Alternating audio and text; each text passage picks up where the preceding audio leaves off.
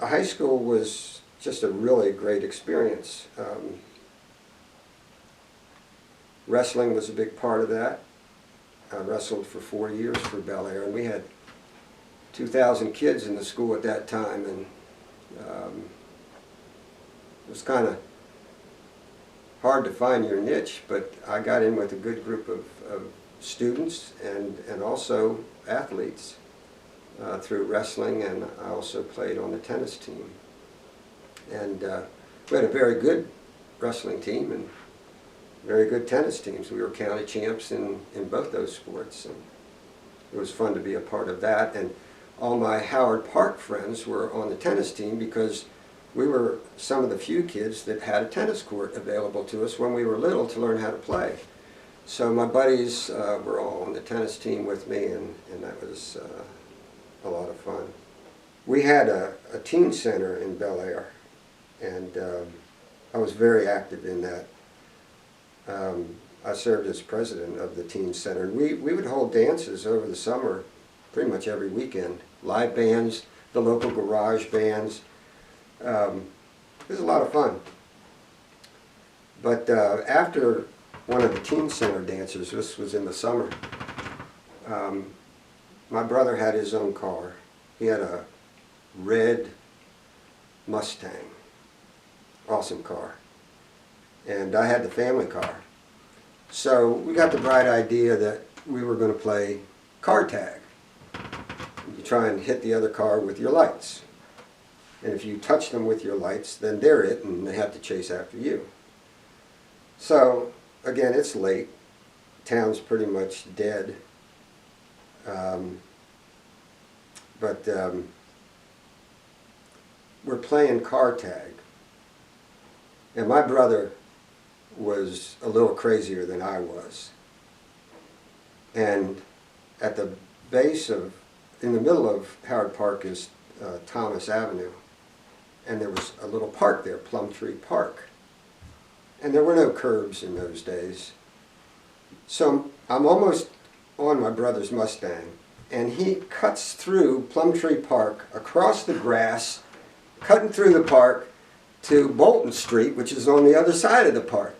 And I got the family car. I'm thinking, I can't take Dad's car through that park. It's going to get stuck. It's going to have mud everywhere. So I quick turned around.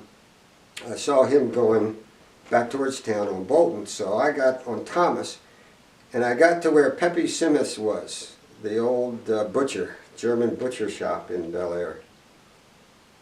And I could see my brother, and I ran the stoplight, or the stop sign. There were no cars on the road. We were the only people around. And so I ran the stop sign there to catch my brother. And sure enough, there go the lights. The town police. So I thought, oh, I ran a stoplight, I'm speeding. My dad is not going to be happy about this one.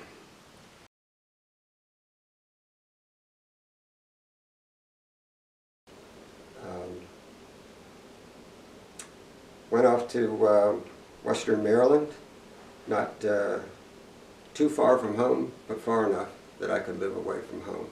But I could get back when I needed to. Number of classmates from Bel Air High School were at Western Maryland the same time I was, so I still had a connection with folks even before I got up there. But wrestling was a big part of that experience too. I was very fortunate to have excellent coaching.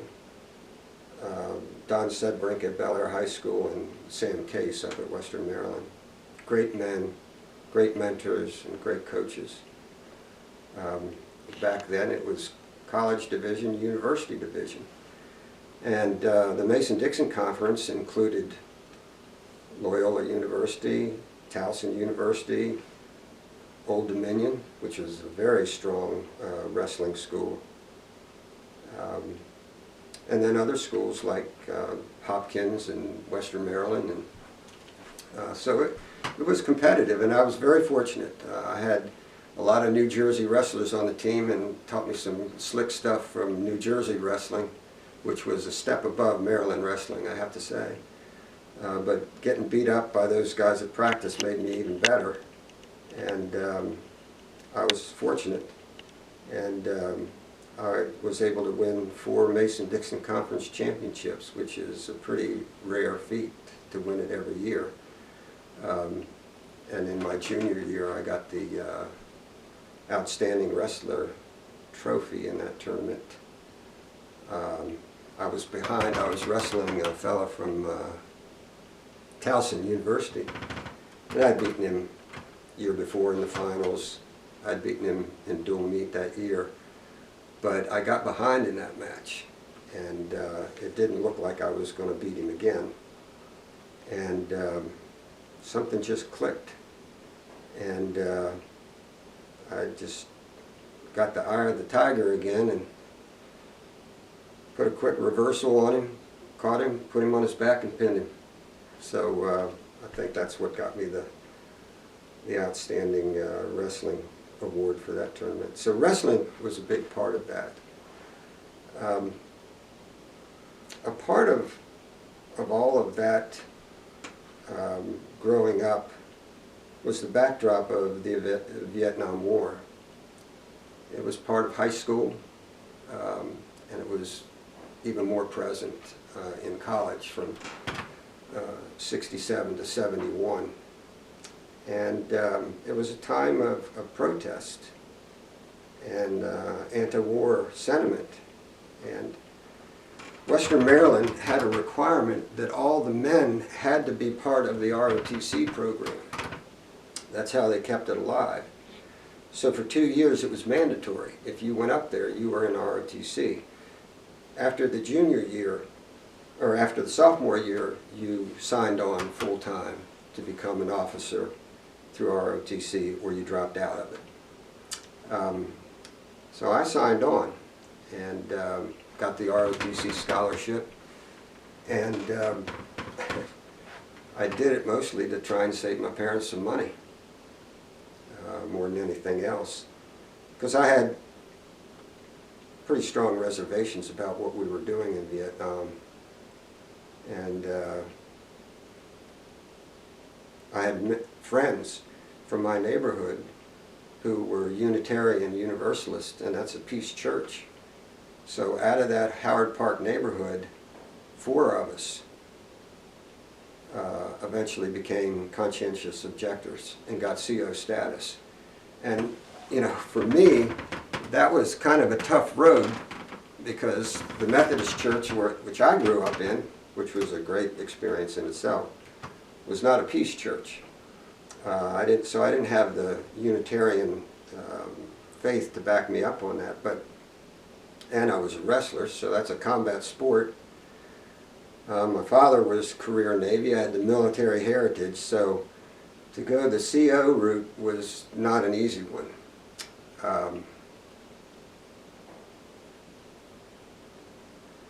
So I went off. I spent the junior year in ROTC, and between junior and senior year you go to a 6-week field training exercise. It was up at Indiantown Gap up in Pennsylvania. And you essentially do the military drill. Field training exercises, live fire, shooting range. And while I was up there, I decided I can't go through with it. I can't do this.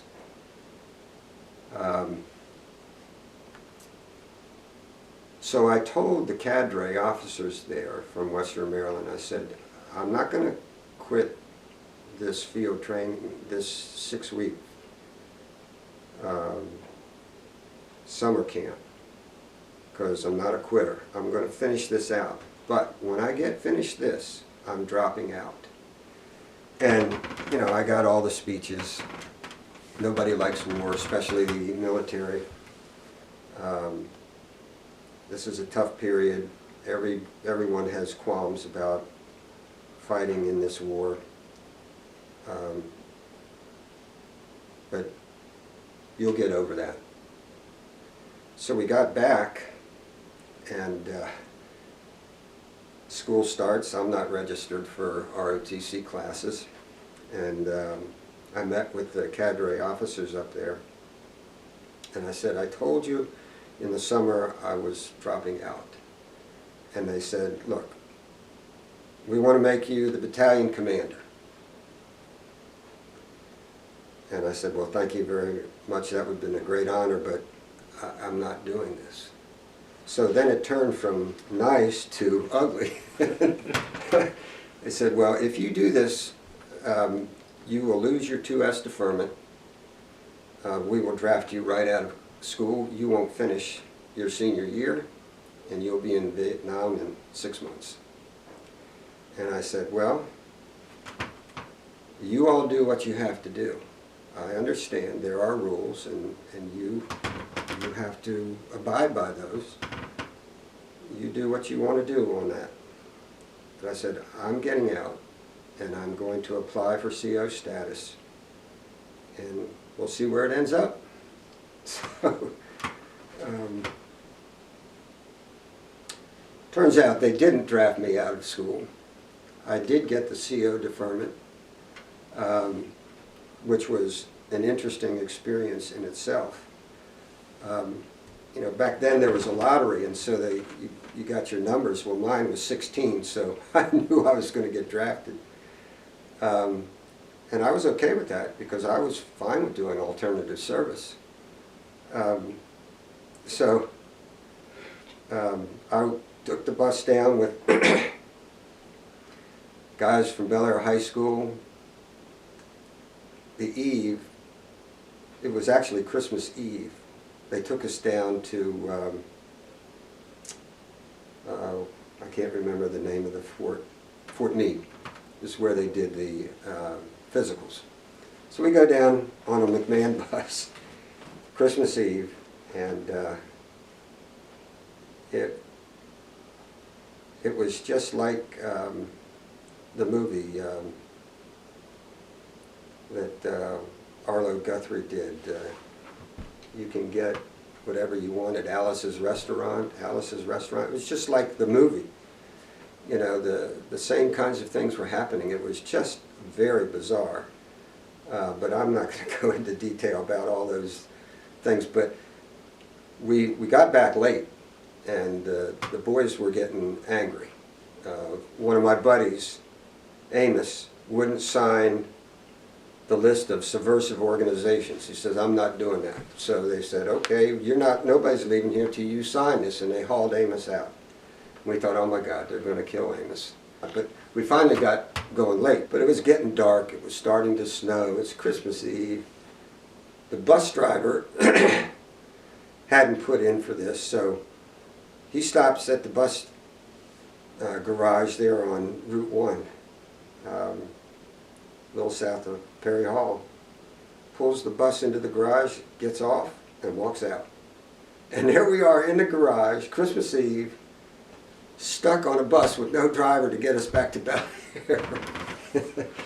And that's when things really got ugly, because the boys on the bus, and I did not take part on this, they just started tearing the interior of that bus apart. I mean, they were ripping seats off and tearing down racks, and I thought, oh man, not only am I not going to get home, I'm going to get arrested, and I'm going to be in jail for Christmas. Well, McMahon got a bus driver to come in and take his place, got off the torn up bus, got on a different bus, and then we came home. But anyway, I could tell a whole book about that day. But anyway, we did get back home. And I went through the application process, and when I got to the interview, I got another break. Kent State had just happened, and 4 students were shot and killed by the National Guard. It was a national tragedy. People were just torn apart by that. And in protest, a lot of the draft boards quit. Draft boards were upstanding citizens from each community. The Bel Air draft board quit. So they had 4 new guys on the draft board. They had never heard a CO hearing before. I was the very first one. And, you know, I got in there and I had been prepared by the Quakers on the questions I might get thrown at. And, so I was ready. And they asked me if I had anything to say, and I took my minister from the Methodist Church along with me as an advocate. And I started talking about my beliefs. And I could see that I was talking about God and my beliefs, and I could see them squirming because they were not comfortable with what I was saying. And I thought, you know what, Gary, just shut up. You're making these men uncomfortable. Just be quiet. If they have questions, they'll ask. The minister said a few words. They had no questions, and we left. And I thought, I don't know what's going to happen with this. This is a whole new crew. But it was a good thing. They granted me the CO status, and then I began looking right away for alternative service. And I got connected with the Mennonite Church. They had an extensive voluntary service program because they were a peace church. So they needed alternative service sites for their young men. So that's how I ended up in Hammond, Oklahoma, with the Cheyenne Indians for 2 years, which completely transformed my life. Because coming from a comfortable middle-class experience of growing up, I learned about poverty, and I learned a completely different culture, which was an awesome, awesome learning experience.